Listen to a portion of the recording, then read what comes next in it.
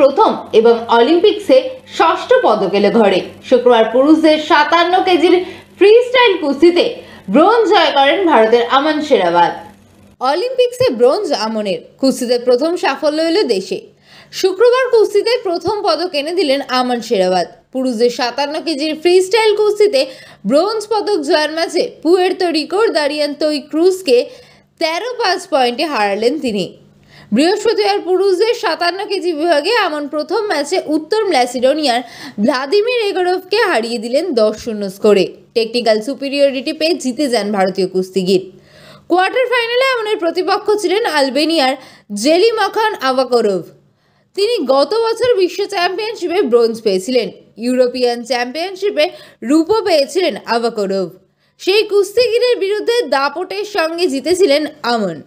তার পক্ষে ম্যাচের ফল ছিল 12-0।